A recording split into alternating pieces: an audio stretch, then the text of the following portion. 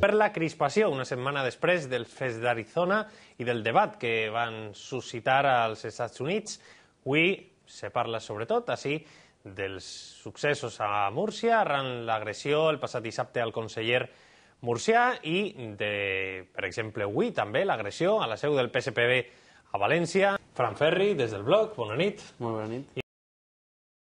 Jo considero, estic totalment d'acord amb els meus companys, no són fets lamentables, no és comparable la violència que es dona als Estats Units que la que es dona així, però al final els motius o els motius d'aquestes accions venen a ser els mateixos, no? Uns posicionaments polítics que apunten cap a un costat i que hi ha gent que és molt més radical que aquests polítics que fan aquests posicionaments i que porten a que inciten a aquesta gent, no?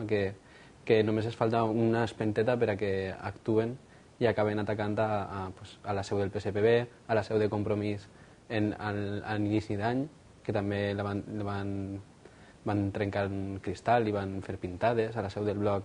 Tots els anys pel 25 d'abril i pel 9 d'octubre ens fan pintades. Un any ens van ficar una bomba i la policia va dir que igual era un militar nostre que estava descontent.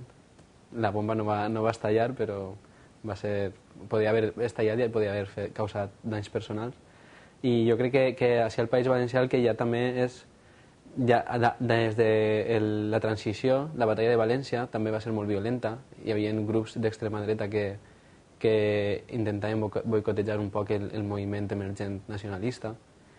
I al final ve a ser tot el mateix, no? Uns mitjans de comunicació, uns grups polítics d'extrema dreta que intenten boicotejar un poc la democràcia i la llibertat d'expressió.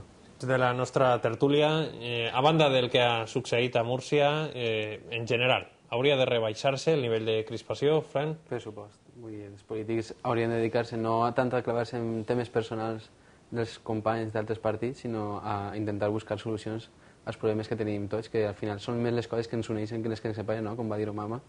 I jo crec que tenim una societat que ara mateix està patint una greu crisi i el que haurien de fer els polítics és, fora de tirar-se els trastos contínuament, és buscar solucions a aquesta crisi i a l'atur i lluitar pel benestar dels ciutadans i ciutadanes.